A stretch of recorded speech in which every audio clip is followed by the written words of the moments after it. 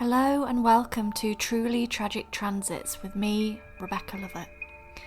In today's episode, we explore the energetics behind the event that shook the nation, the world in fact, in 1997 as we reflect on the death of Princess Diana. We're on episode 3 now, and I want to just hammer home the principles of what we're looking at with these tragic passings. So for me, with my research, tragic deaths seem to be a combination of 3 things energetically. The first one, is the potential energy.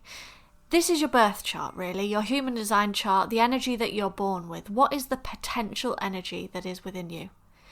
The second part is the shadow triggers, and this is really anything, including transits, that triggers a vulnerability in your birth chart or your human design blueprint.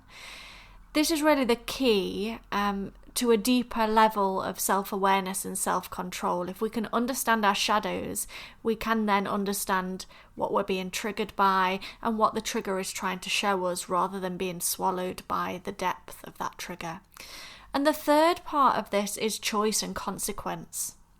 This is about how you deal with the potential energy and shadow triggers combined.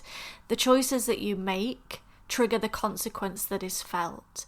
And all of these deaths in series 1, we will see this play out, these 3 areas play out really clearly.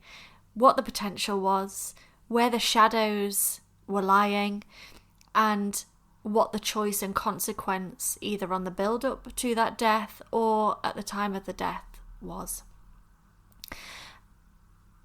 So just recapping on episode 1, Heath Ledger, the potential energy showed vulnerabilities in his moon placement, triggered by his Saturnian lessons, the weaknesses within the Chiron placement, and the geographical layout of where he was in New York, being on that moon line.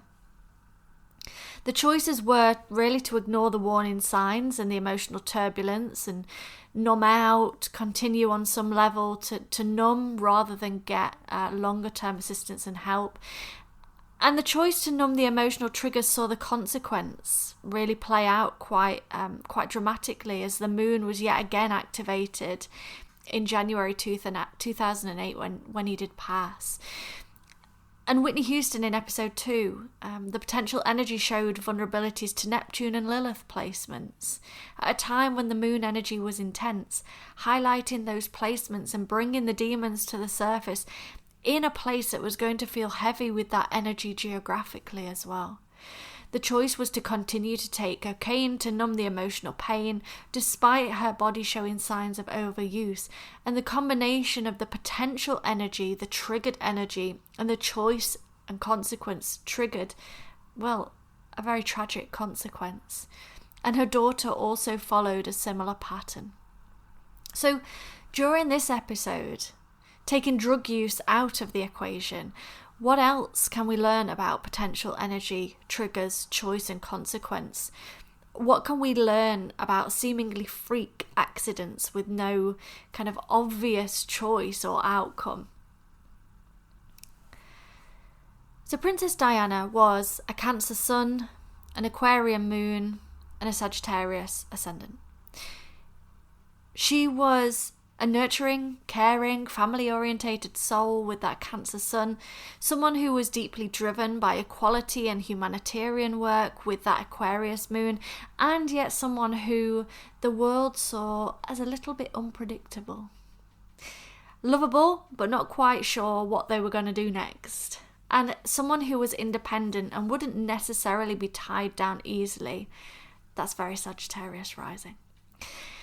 So on the face of this was a beautiful setting for the chart, as long as the energy within the chart could be balanced. Within human design, Diana was a 1-3 projector with an emotional authority. Here we go again, really, with the emotional authorities. If you've not listened to the Heath Ledger episode, this will explain a little bit more about the moon and the emotional authority link. There are 2 areas of vulnerability, really, in Diana's chart. The first is her Venus and the second is her Neptune. I'm a really big fan of Neptune energy. In the light energy of it at least. But all too often, when I see charts with tragic consequences, there's a shadow of Neptune at play. It's often a dreamy quality, not seeing maybe the realism of a situation, not being able to discern reality from fiction, or live with their feet on the ground. There can be an element of Neptune energy, which, yes, creates this lightness, but it also creates this disconnect from what is real and what is not real. And the person ends up paying a price for it in some way. With Neptune in Scorpio in the 10th house, this really formed part of Diana's charm. So it was someone who saw the good in everyone. It was someone who maybe didn't see the darkness as easily, or someone who saw the light in every dark corner. Kind of possibility rather than problems. The problem with this is it can create disillusion. And sometimes people are just bad. They are just rotten. There is something that they hide within them that cannot be turned to light. And sometimes situations are just bad. There's no amount of dreaming that can get you out of a bad situation when it needs action rather than disconnection.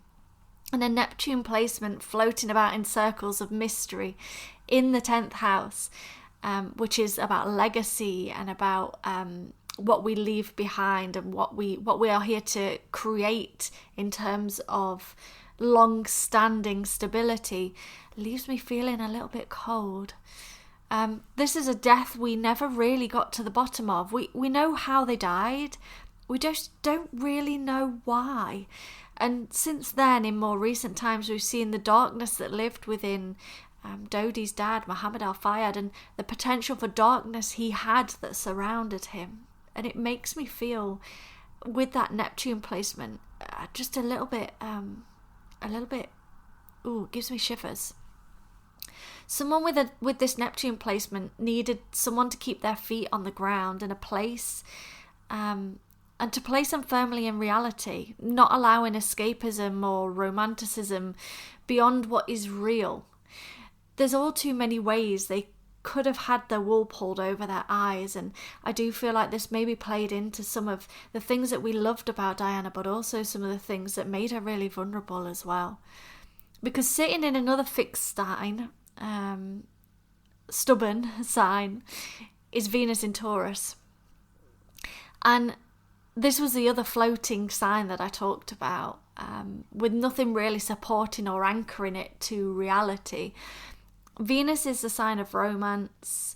It's a sign of things, of luxury, of love, of partnerships, and of beauty. There's another very dreamy quality to Venus, but one that exists in reality. One that exists in the luxury of Earth and the beauty of Earth rather than this disconnection. In Taurus, it would have been looking for love with luxury. She married a prince, so that makes sense. She had a love affair with beautiful things and a keen interest in how things looked. When I'm just thinking about this, I'm thinking about the dresses that she wore and the real emphasis on making sure that things looked a particular way to people as well. And this is very, very Venus in Taurus energy. This isn't a bad thing, by the way, but it does mean that we can become a victim of what I would call shiny object syndrome.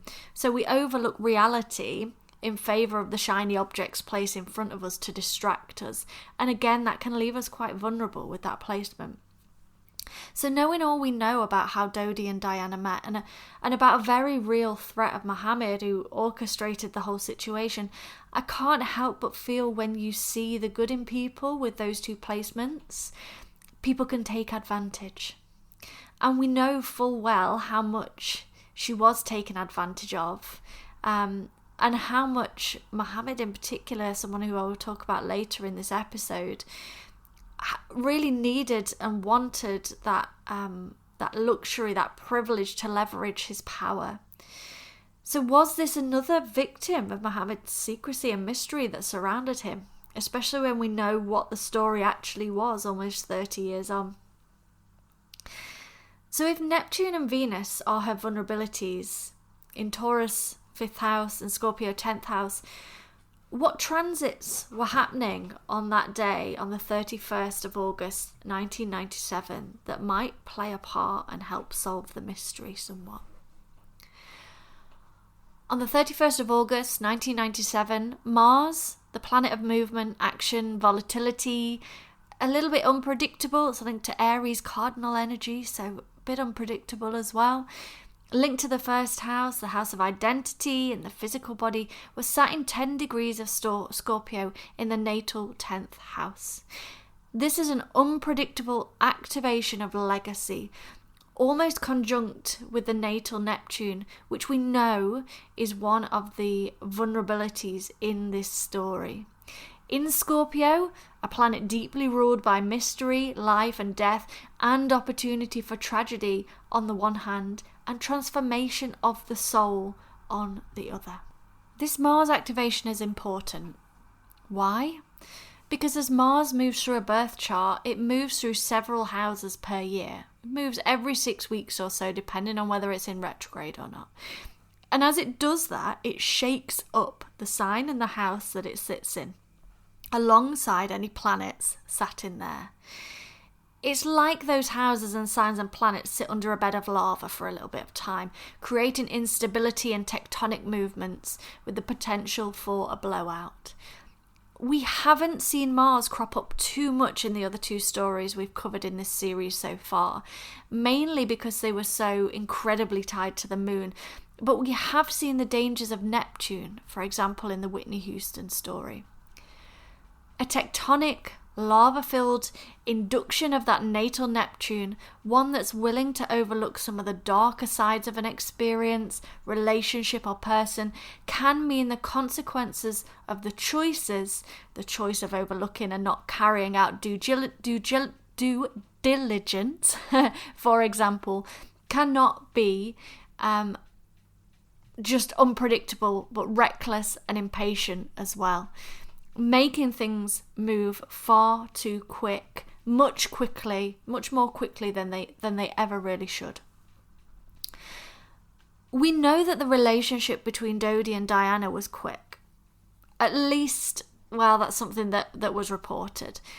Of course, we can never really know the true details. So there's something in there about the transit in Mars being uncomfortable with the natal Neptune, opening a potential wound with impulsiveness and reckless behaviour based on the shadow energy of Neptune in the first place, and overlooking the darker side of some of the energy that she was around.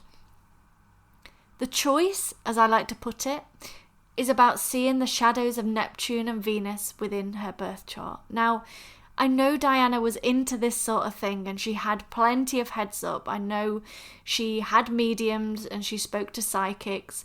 So really, this is an illustration of choice and consequence. If you aren't listening to the nudges, the consequences can play out in real time.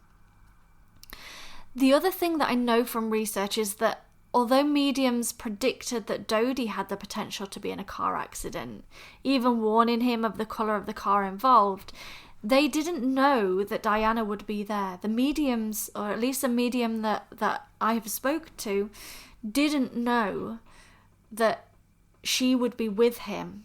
And so therefore they couldn't really predict that she would have been in the car accident, even though they could see it as a potential outcome for Dodie. So my question really would be, could this have been her vulnerable Neptune placement preventing them from seeing and therefore reading in this way? We know that Neptune creates a disillusioned energy around whatever it's in. So could this have been blocking, potentially, the mediums from seeing that this was going to happen for her? Especially when it's linked to her other vulnerable planet placement, Venus. It's an interesting thought for the spiritual community, at least, to observe. In all of the episodes so far, the moon energy, the lunar energy, has been a big focus point. Diana's death doesn't escape this either. The moon is a brilliant indicator for more sensitive times in a person's life. Diana passed at what we would call the dark moon or the balsamic moon. This is the darkest period of the month, with no moon to view in the sky at all, no moonlight, no light in the darkness. What's also important is that it was just a day or so before the eclipse portal opening for the second time of the year. The opening of the eclipse season in 1997 was the 9th to the 24th of March. My question, and that was the first opening, so we have 2 openings in a year. The second one was just about to open as she passed. My second question would therefore be, what went on during that first eclipse season that gave potential to the second eclipse incoming? We might never know. Eclipse seasons, for those listening who don't know what I'm banging on about, happen 2 times a year generally and are marked by a solar or lunar eclipse. So either at the new moon or at a full moon, and they mark a 2-week period basically of unpredictable individual energy based on the lunar nodes. The eclipses during that time period were in Virgo and Pisces. This is important because this is also where we're heading in 2025. We are also going to have these eclipses return back again, creating a nodal opposition for this time in 1997. So things might fall out of the closet, you might say. Virgo is about the lessons of detail and routine. It's about our health. It's also about our everyday energy. The thing with Virgo energy is that it can be seen as a little bit boring. I have a lot of Virgo placements and I would definitely resonate with this. It's really wanting to make sure things are stable and done properly.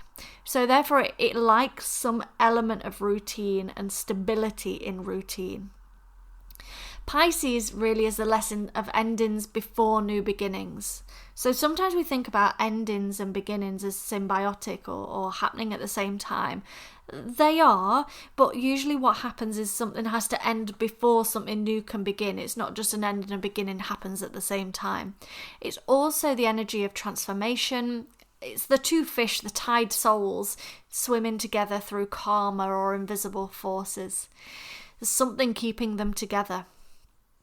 Knowing the story of the passing of Diana, I think this is another incredibly just sad set of circumstances. A passing at a rather predictable time when the energies on the planet were running high, triggering the vulnerabilities in a birth chart. The potential energy was there alongside an eclipse season that was going to highlight to the world the intense consequences of ignoring that Virgo and Pisces energy, ignoring the invisible forces, which Pisces, by the way, rule Neptune ruling Pisces, which is where we already know that she is vulnerable, full stop. An eclipse season with the eclipse happening in the ruling signs of your vulnerable planets, take a brolly out, stick to the routine. As the hours built towards the opening of the eclipse, there would also be an intense sense of her natal planets being activated. Within Virgo, Diana had Mars and Pluto. Pluto, the actual planet of death and creation of life. But for this story, death, and the new moon eclipse, which was about to be within a degree or 2 of her natal Pluto, an eclipse being a blackout over her Pluto, the planet of death. That for me is terrifyingly spooky. Lilith in the transit chart was also sat in Virgo. This is the dark energy of demons, of survival, of shunned feminine energy or shunned females of society. Lilith represents a goddess kicked out of the Garden of Eden for not being good enough. I can't help but draw the parallels of the story with Diana herself. The good girl kicked out of paradise for being too wild and too unpredictable. That activation was present at the building eclipse. as well as the North Node, of course, and Diana was less than a year into her nodal return, a time when she had her divorce come through and found new freedom, which was very fitting for the nodal return, really, on reflection. A couple of other synchronicities for this moon creeping up in a day or so. It was happening at 9 degrees of Virgo, activating her 8th house, ruled by Pluto and Scorpio. A secretive placement, looking to cover things up, looking to exercise power or lack of it. Could this also indicate some of the conspiracy theories, that some of the conspiracy theories were correct? I'm not even going to go into that, but it's just a moot point to float by. Again, there's just a lot to take in, a lot to absorb, a lot to ponder, so much potential energy in there. And remember, potential energy is one of the key things we want to be looking at. What is the potential energy? This was a vulnerable time in her lunar cycle, and I'd be really interested, as I mentioned, to just know what happened during that first eclipse season in March of 1997. All I can find really from research is that she did some help with a homeless charity and visited Nelson Mandela. But what happened during the rest of the March cycle on a personal level is really anyone's guess.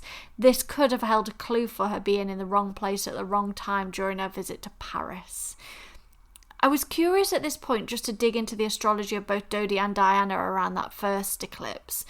So Dodi had his Venus at 18 degrees Pisces, the exact angle at which the opening new moon eclipse of that year was, on the 9th of March, in his 11th house. So my feeling really is that they would have reconnected through mutual friends during that March transit for some reason, setting the rest of the story up for a tragic end. The reason why Venus is important, by the way, is that within a chart it can indicate where a man is looking for love with a woman in a more traditional sense. So the fact that the new moon eclipse portal opened at 18 degrees Pisces and his Venus was at 18 degrees Pisces in his natal chart in the 11th house, which is a house of connection and a social nature, connecting human to human, connecting through people, through common interests or through common connections, for me is quite mind-blowing. Was this the trigger for the set of circumstances to follow and set up for a finale at the second eclipse? I do unfortunately feel like it might have been. It might not have been that they reconnected during this time. They might have just planned the trip at that point. They might have had conversations around a holiday and potential engagement if that happened or not. But something went on during that first eclipse season, I can almost guarantee it, that set up quite literally the activation of the potential energy. And when I talk about potential energy, I want you to just imagine that you've got a stone or a boulder on top of a hill. If you push that boulder down a hill, it doesn't matter if you try and stop it or not, you're not going to be able to stop it. The key really to the potential energy is to try not to activate it in the first place. That's not about living in fear. That's about knowing yourself, knowing where your strengths are, knowing where your weaknesses and shadows are, and working with them in a really positive and helpful way rather than ignoring them and repressing them, because that is where we find the shadow work coming to fruition and choice and consequence really playing out in real time in tragic circumstances. Finally, within the activations, I want to talk about the two kind of big initiations they were both in, but maybe perhaps didn't realise it. Diana was in the opening square, Saturn square of her life purpose. She was 36. Within human design, we say that the life purpose really kicks in at 36. It's after the second opening square of Saturn, so around about 36 years of age. Her Saturn return at 30 saw her marriage end with Charles and become more public. That news started to become more widespread in the media. And she was being asked to cement her Saturnian lessons. Her Saturn in human design sits in gate 60, which is about working with the limitations that life presents you and not trying to kick too hard against the box, but really seeing yourself as the greatest contortionist of a generation and moving within the limitations rather than blowing the lid off them. So it's not about taking risky and erratic chances with behaviour, but about noticing where the box edges are and working within the system, which sits in Capricorn, a very strong nod towards a patriarchy and the monarchy system. She was being asked really to toe the line with her Saturnian lessons, and if she didn't, there would be consequences karmically. That's not to say, by the way, that you sit in situations that need to be shaken up, but it's more to have that awareness of how far do I go, and how and where am I making myself vulnerable, and is it worth that vulnerability? She was also not that far away from her opening Pluto square, and remember, Pluto is a time or a place where we are vulnerable. Because Pluto is a planet of life and death, which can be very literal. It doesn't always mean life and death, but I do often see it play out in very literal ways when I'm doing this research. Her natal Pluto was in Virgo in the 8th house. She was vulnerable to challenges on her life in regards to loose plans or unplanned exercises. And in Scorpio, when it comes to the unknown, to secrets and to privacy. So they were really two parts that were coming into real focus with Pluto and her Pluto opening square. Unplanned activities, loose plans when it comes to safety, unknown secrets and privacy. And this was at a time when her privacy was completely invaded. And with a driver who they didn't know, on a route that they hadn't planned, and with speaking to certain mediums on a trip she shouldn't have even been on in the first place. It wasn't really planned. So there's big red lights for me around that potential energy and the triggered outcome. And when we weave in Dodi, he died in the accident aged 42. He was experiencing his opening Neptune square. And remember, Diana has serious vulnerabilities with Neptune energy and potential Neptune energy. It was in Capricorn, the sign of institutions, monarchy, patriarchy, government. Neptune opening squares are often a time when we feel confused in the areas where Neptune is. And because Neptune is a planet of escape and fantasy and imagination and delusion, we can lose our sense of direction during this square too. It can feel really discombobulating, which is a great word, by the way, but it can also lead us to explore and rediscover the paths that light us up as well. So we've got a Neptune opening square in Capricorn, creating confusion, escapism, delusion in the realms of power and control and hierarchy, and knowing these two were deeply linked to the monarchy as well.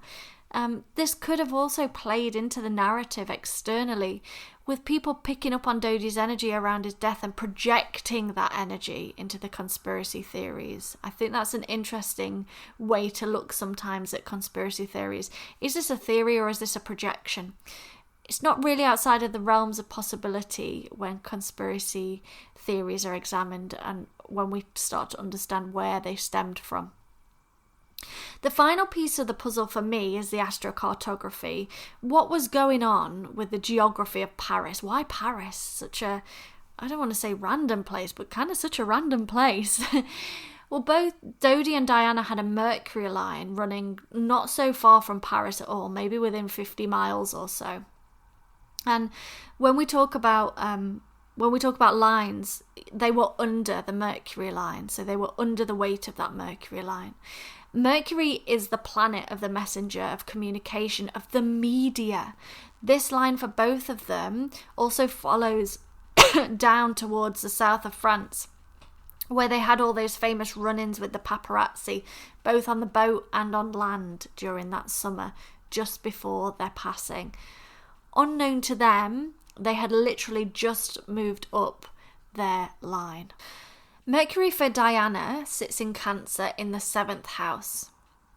Now, Mercury is usually a light energy. It's about spreading information. It's about getting things out there. It's about networking and business and friendships, really forming connections, forming networks and spreading information. In Cancer, it's about being best set up for communication and information when we're within the confines of safe spaces and places. So with a Mercury Cancerian placement, you'll be looking to make sure that places are safe for that person to flourish with their voice. Places basically where we feel at home, when we feel safe. And when we feel safe, we communicate much more fluidly. And in the 7th house, it's connected to relationships and close relationships. So on the surface of it, there's nothing particularly unusual about that Mercury. However, for someone in the public eye, there was going to be an inevitable shyness and perhaps vulnerability to feeling safe, because the paparazzi, for example, would have caused issues for this placement, creating natural vulnerabilities for someone who is well known. Now, the thing about Diana is that her Mercury line would have also brought up feelings of insecurities and sensitivities around what public opinion not necessarily would have been what would have been said about, but definitely what would have been printed about her and her family. And how the press would have potentially threatened her natural environment style, which in human design speak, she was a caves person. And caves people are naturally very private and quite shy, and want to or need to feel safe in their environment before their voice and their natural ability to speak up and to advocate becomes very prominent and powerful. The other thing that I think is interesting about this is knowing that she was near that Mercury line and under the Mercury line.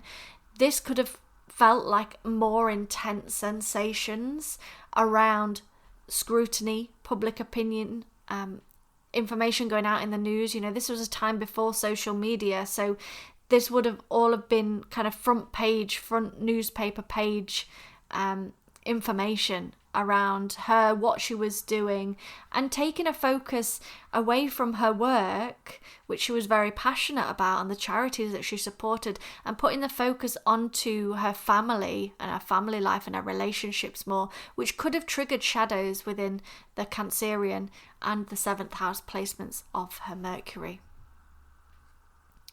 And the Mercury for Dodie was in the 12th house in Aries. Now, this is more challenging in terms of death. So the 12th house is associated to death, but also transformation, rebirth, fresh starts, fresh identities, new things coming about. And in Aries, it has the 1st house potential linked to the zodiac sign as well. So in its shadow, it is reckless, it is impulsive, it is impatient, and it has this energy of almost losing our heads about it, especially when Mercury also rules the mind. It's not just about communication, it's also about our thoughts and how our mind can be our greatest asset, but also our greatest challenge in this lifetime as well. And I can't help but think all of these synchronicities actually largely link to Dodie. Diana's chart points towards vulnerabilities with her love life, about her choices in partner, about not seeing the potential downfalls in the luxury, but also the secrecy, the mystery, and the darkness. There's something with the two of them, with all of the Pisces karmic activations that were going on within the charts and at the time, that keeps them tied to this event together.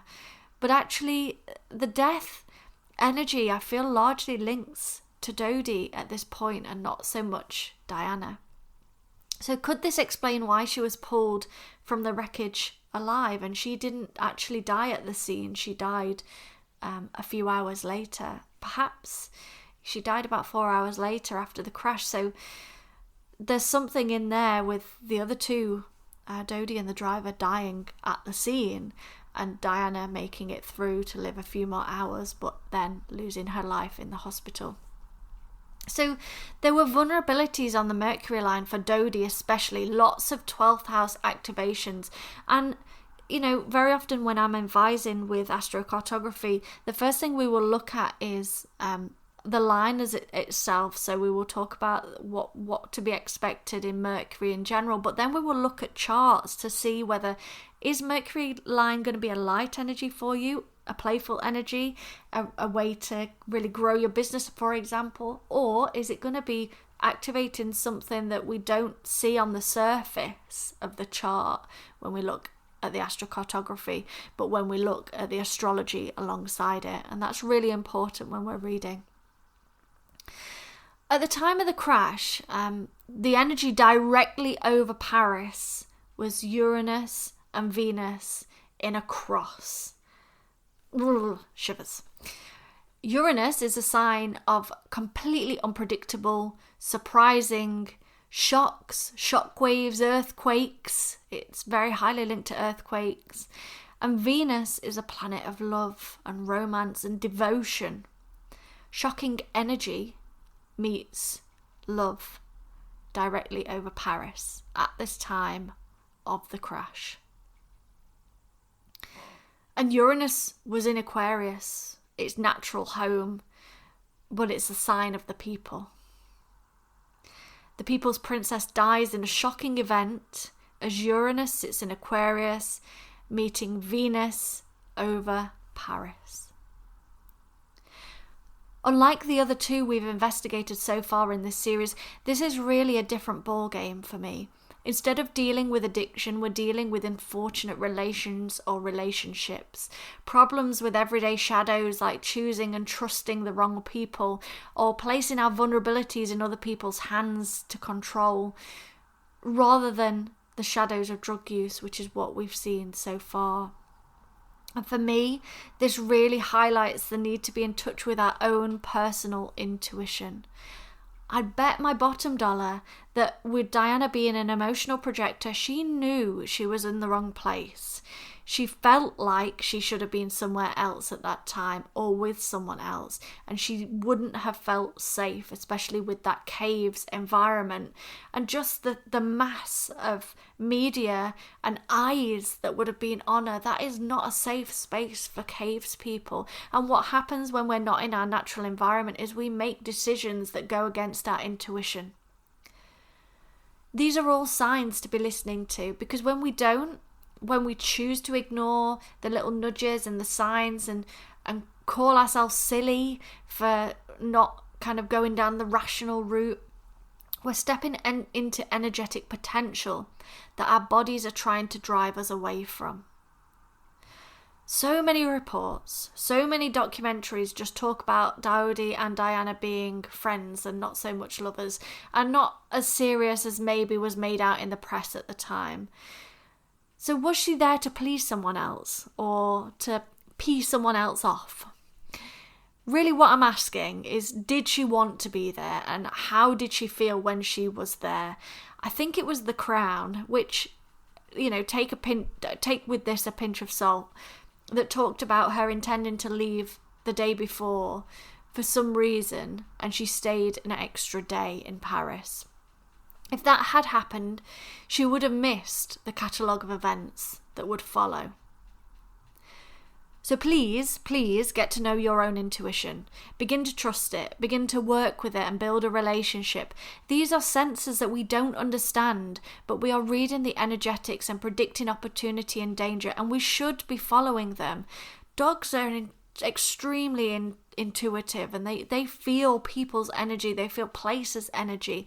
They're no different to us. They are just much more in the moment and in tune with their intuition, and are able to sense and trust their instinct, unlike humans who have seemingly lost that ability over time.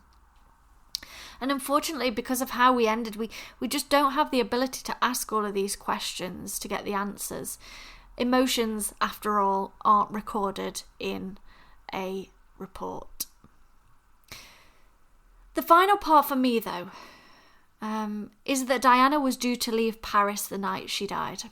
She shouldn't have been there, but reports state that because of the fallout from her landmine campaign, which she had continued into the August of 1997 with a trip to Bosnia, which had caused some rather unpleasant political fallout, with people calling her a loose cannon and accusing her of not knowing what she was talking about, she had decided to stay in Paris for an extra day.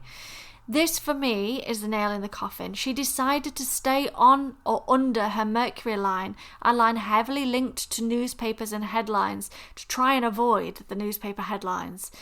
The one saving grace for getting her back to the UK would have been understanding her natal Mercury placement in Cancer, because this is someone who would have been deeply, deeply sensitive to public opinion and headlines.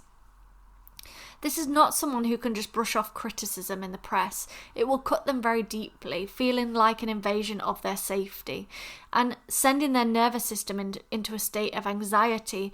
And the problem is, when our nervous system is activated, we don't act as our true selves. We act from a place of survival, and it sends out intuitive nudges that are completely off kilter with what would be true if we were outside of that Mercury line placement. We can't be intuitive when we're in a fight or flight state.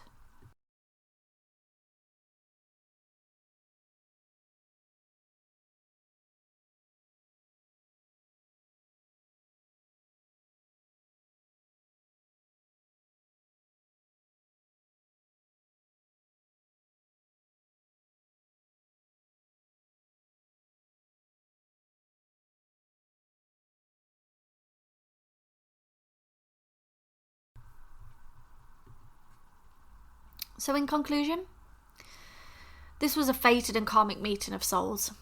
But the final pull of the trigger to set off this tragic set of circumstances was the natal Mercury in Cancer, a deeply sensitive soul to the core of public opinion, to the headlines, someone who really cared about what people said, avoiding facing the music and hiding in Paris for too long when she shouldn't have been there, and I'll bet her body knew that as well.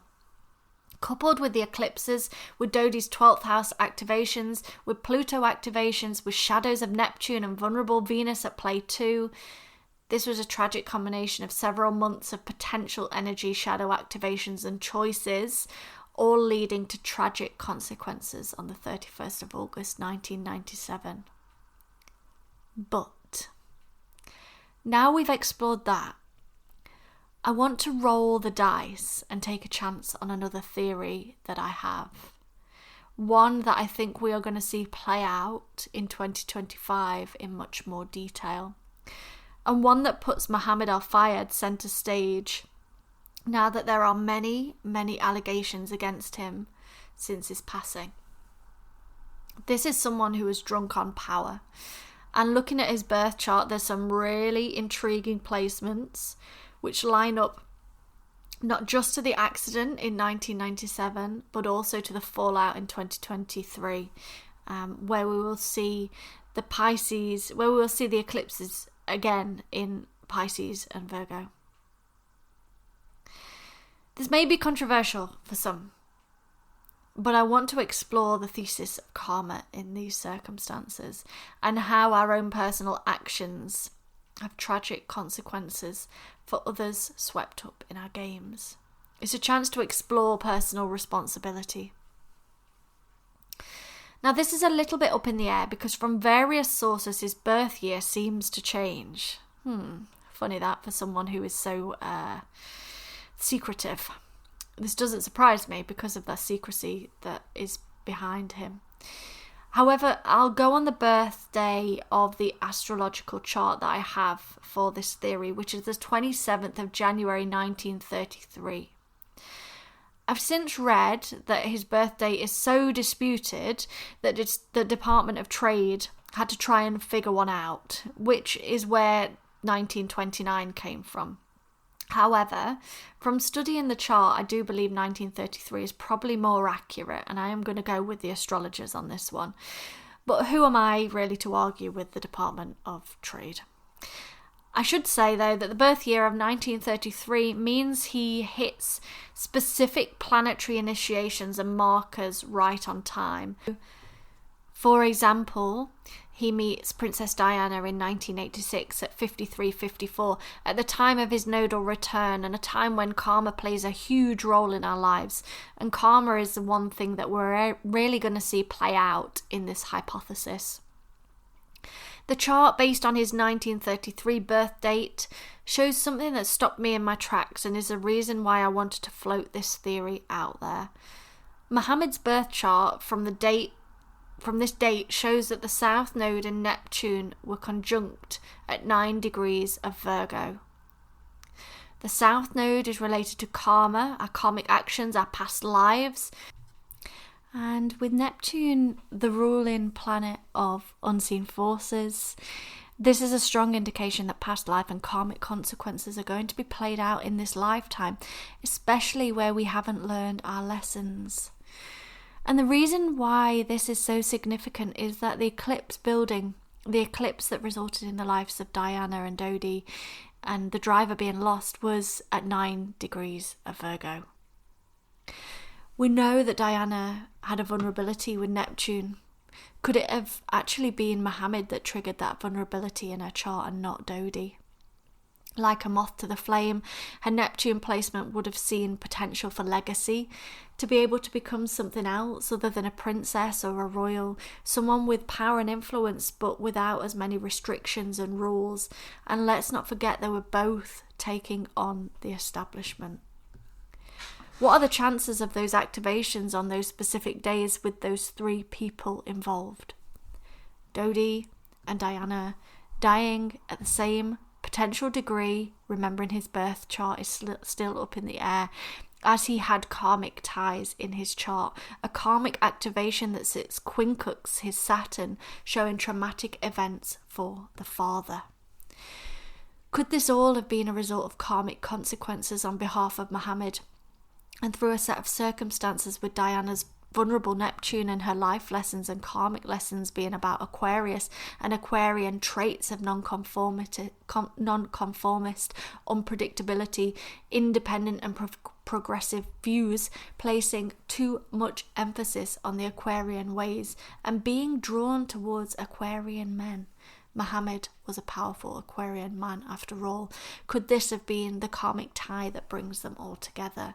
Could this have been the lesson in manipulation? How easily it is to manipulate a situation when you have money, power and influence, and how blind we become when those 3 elements are present to the truth we feel or the truths that we believe. When we look at Dodi's human design chart, he's a 4-1 profile line, meaning he brings with him a free life pass. There's no past life baggage, but there is still choice and consequence in this lifetime affecting him, and he was an energetic pawn really in this game. It was a karmic game where Muhammad and Diana were the ones who were playing out the karmic lessons for all to see on centre stage, about what happens when a man becomes too powerful and a woman succumbs to her shadows and old karmic lessons, being drawn into the unpredictability, into the drama and into the luxury with all that earth in her chart as well. The final piece of the puzzle for me is the timing of Muhammad's death. He died on the 30th of August 2023, just 1 day from his son's 26th anniversary of death.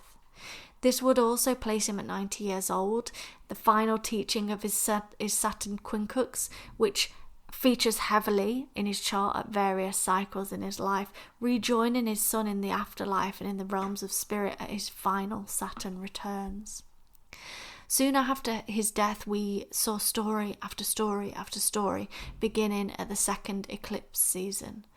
Around a year after the death of the 27th anniversary death of the accident, 27 being a huge number associated with karma. You might have heard of the 27 Club, and that is the club that we are going to investigate at a later date. It's a story we know about Muhammad's addiction to mystery, to sex, to rape, to understanding and using women to gain more power. In my opinion, we will see this play out through 2025 as a lesson to humanity and as an example of karma in action. During 2025, we will see the node activations back in Pisces and Virgo, back repeating the patterns of power and mystery, self-preservation and endings, and I suspect we will also see a dramatic ending to this story based on all the synchronicities leading to this very point. Look out for the 2nd eclipse season in 2025, which begins on the 7th of September, maybe a few days before, let's say the end of August onwards, to see what comes out about this story. There's going to be some sort of dramatic conclusion. What I think we will also see during 2025 is not just the truth around this triangle being shockingly uncovered, but a look back and a fresh repatriation of Prince Harry. So let's remember that he moved to California to escape this circus and has been massively punished by the British public and press for wanting his own life, wanting his freedom from the restraints of life. We're going to see more with Harry next year, linking back to what we've explored today, especially with the eclipses happening in his 8th house. He is also experiencing his Pluto opening square, a deeply sensitive time for transformation and growth, and also living on the edge, with life and death coming into closer view, into closer focus. Both Neptune and Uranus energy will be starting to work in his favour as well, with truths coming to light and shocking revelations. I'm calling 2025 as a year for Harry, but there's potential for it to go either way. Based on the findings so far, I'm going to suggest the truth will prevail and he will come out on top. And Harry is heading for a 6-year as well, a year of stability, of relaxation, of rest with Venus ruling. And William is heading for a 9-year. Endings, change, volatility. We're going to see this rumble through 2025, even though the events were 27 years ago. Karma is completing a cycle of power and where we place it, who we celebrate, who we trust, where we place our power and our trust, and also who we decide to put on a pedestal and why we decide that. The final thing I have to say on this, to feed the conspiracy theorists or perhaps debunk the ones that were flying around, is how easy it is to pull the wool over the British public eyes and the world's eyes to turn a generation against a monarchy. Despite unfounded claims, through money and power, Mohammed Al-Fayed managed to turn an entire generation of people against the monarchy who aren't perfect by any stretch of the imagination, but he also managed to keep himself out of the picture in all of that. And knowing what has come to light since then, why? So I put this to you. What if the self-funded project and the media campaign against the royal family was all just a ruse? After all, there were no findings to say otherwise. What if his karmic opportunity was to admit the part that he played in this tragedy through the mistreatment of power and through the control that he had over his son and other people, as it turned out? What if this was his big teaching to rid himself of his karmic baggage of this lifetime and of previous lifetimes, and to put power to more better use? And instead he saw absolutely no fault in his actions, but every fault and blame in others, using his influence and his money and his power to spend the next 27 years defaming the crown and taking no self-responsibility for the control he had over both Diana and Dodi's fate, in terms of the pressure especially that he put on his son. If documentaries are to be believed, Mohammed was desperate to get as close as possible to the monarchy, and he believed in grief he would get even closer. This didn't appear to be the case, but could Mohammed have been more involved in the outcome than just karmic consequence, knowing that his aim goal was to get close to the monarchy and that grief would get him there? It's a moot point. Perhaps we'll never know. But that brings us to the end of today's episode, so thank you for listening. I hope that this series is starting to help illustrate how we can work with potential energy alongside shadow work and simple choice and consequence theories. These simple understandings can genuinely save lives and help us protect legacies, to pass on stories to our grandchildren, to raise a society where we make it to being elders, full stop. So don't forget to subscribe and rate this podcast to help others find it, especially with that pesky algorithm. And I'm always a fan of the good old-fashioned share with your friends if you think they'll enjoy this episode too. I'm on a mission really to bring more awareness to the energetic tides and patterns so we can live in greater understanding and harmony rather than suppression and confusion. So help me do that by doing the free things like liking, rating, sharing and promoting. In the next episode of Truly Tragic Transits, we'll be exploring the story of Amy Winehouse and what led to her energetic passing in July 2011 and her joining the infamous 27 Club. Until then, keep an eye on the transits because you never know what keys they might hold. Goodbye.